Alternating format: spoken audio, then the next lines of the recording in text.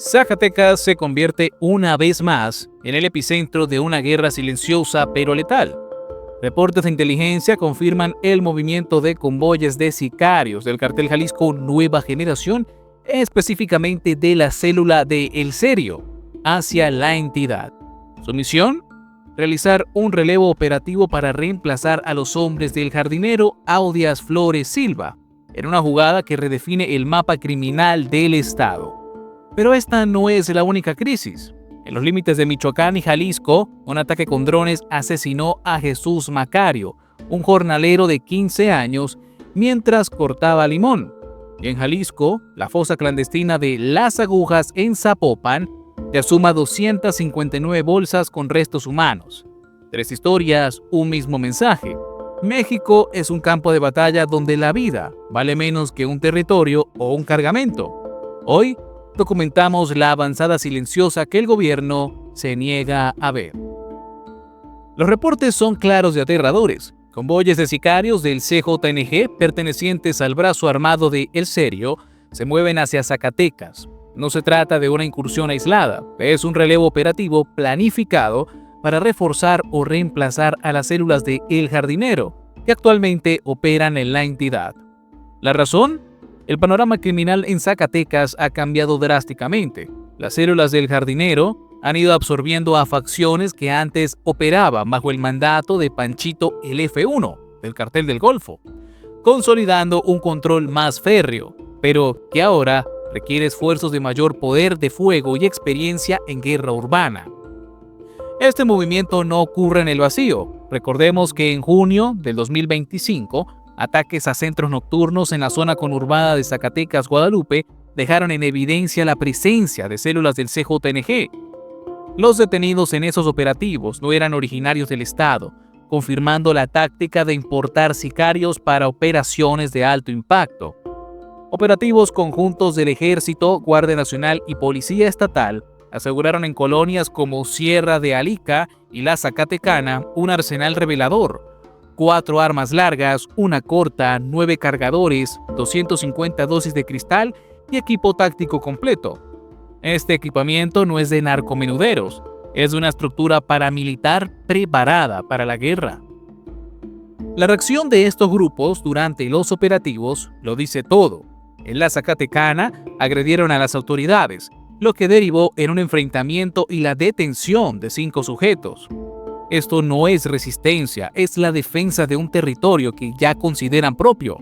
El Cartel de Jalisco no solo pelea por plazas, ejecuta una estrategia de consolidación vertical, absorbiendo células rivales, como hizo con las células del CDG o Cartel del Golfo, sin un liderazgo claro.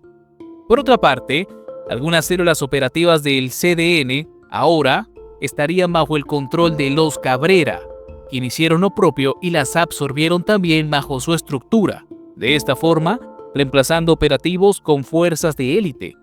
Zacatecas no está en disputa, está siendo conquistada metódicamente, y el Estado parece un espectador de lujo. Mientras en Zacatecas se libra una guerra por el control urbano, en los límites de Michoacán y Jalisco se libra una guerra de terror contra la población más vulnerable. En el paraje conocido como La Cueva, cerca de Corral de Piedra, un sonido siniestro rompió la tranquilidad de los campos de limón: el zumbido de drones. Pero estos no eran drones de filmación, eran drones de guerra. Desde el aire, lanzaron artefactos explosivos sobre un grupo de jornaleros que trabajaba en la cosecha. El resultado fue una tragedia humana que encapsula toda la barbarie de este conflicto. Jesús Macario Jiménez, de 15 años, recibió heridas graves en el rostro y el cuerpo por la explosión. Murió mientras era trasladado desesperadamente en una camioneta pick-up hacia Buenavista. Él no era un sicario, era un adolescente que trabajaba para llevar un sustento a su familia. Pero en la guerra del CJNG contra Cárteles Unidos, los campos de limón son trincheras y los civiles, daño colateral. Otros 2 trabajadores cayeron con él: David C., de 66 años, quien pisó un explosivo y perdió una pierna, y Adolfo Michel M., de 21 años, quien fue alcanzado por esquirlas. Este ataque no fue ningún incidente aislado. ocurrió en el marco de enfrentamientos simultáneos reportados en Cholula y Tepalcatepec, lo que sugiere una ofensiva coordinada entre las facciones rivales. El uso de drones con explosivos evidencia una sofisticación táctica aterradora y una total impunidad.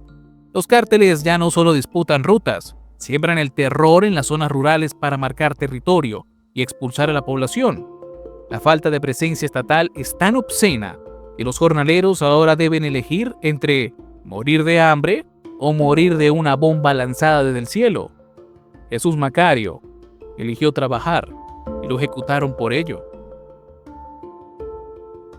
Y si la guerra se libra en los campos y las ciudades, sus consecuencias más macabras se esconden bajo la tierra. En Zapopan, Jalisco, el colectivo Guerrero Buscadores de Jalisco continúa con la dolorosa y titánica tarea de recuperar restos humanos de la fosa clandestina conocida como Camino a las Agujas. La cifra actualizada es demencial: 259 bolsas con posibles restos humanos recuperadas hasta el 12 de septiembre. El sitio, ubicado a escasos metros del Centro Universitario de Ciencias Biológicas y Agropecuarias, es un monumento a la impunidad y la incapacidad del Estado. La Fiscalía General del Estado confirmó en julio la existencia de 223 bolsas, pero la perseverancia de los colectivos de búsqueda, impulsados por familias desesperadas, han seguido arrojando luz sobre la verdadera magnitud del horror.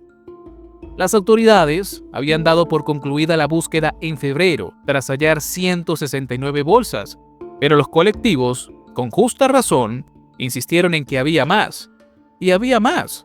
Las bolsas, completamente cerradas, según los buscadores, impiden por ahora conocer el estado de los restos, añadiendo una capa más de crueldad al ya insoportable dolor de las familias. Este hallazgo no es aislado. Se enmarca en una crisis forense nacional que tiene a Jalisco como uno de los epicentros más siniestros, con 15.269 personas desaparecidas en el estado. Según la Comisión Nacional de Búsqueda, fosas como Las Agujas o el infame Rancho Izaguirre en Teuchitlán, donde el CJNG operaba como centro de reclutamiento, entrenamiento y exterminio, son la prueba de que la violencia no es espontánea, es industrial.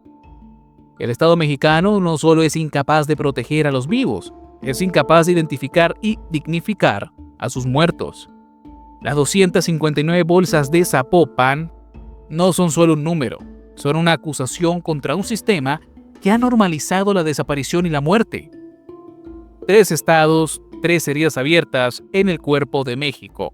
En Zacatecas, el CJNG ejecuta un relevo táctico con la frialdad de un ejército profesional, moviendo convoyes de sicarios como piezas de ajedrez. En Michoacán, la guerra se moderniza con drones que asesinan adolescentes en Campo de Limón, demostrando que, para los carteles, la vida humana es un simple obstáculo.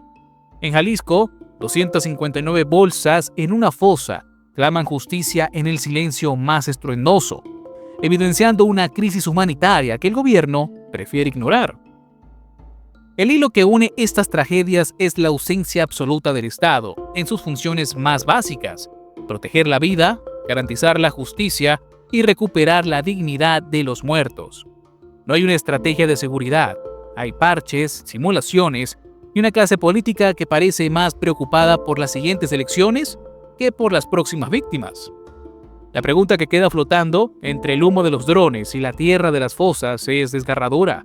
¿Cuántos Jesús Macario, cuántas fosas como Las Agujas necesitamos para admitir que el país se nos fue de las manos? La cuenta, claramente, sigue en aumento. Tu apoyo es lo que hace posible este proyecto informativo. Comentar, compartir y suscribirse no cuesta nada y nos ayuda un montón. Recuerda que somos Nación y Frontera y estamos aquí para traerte la verdad.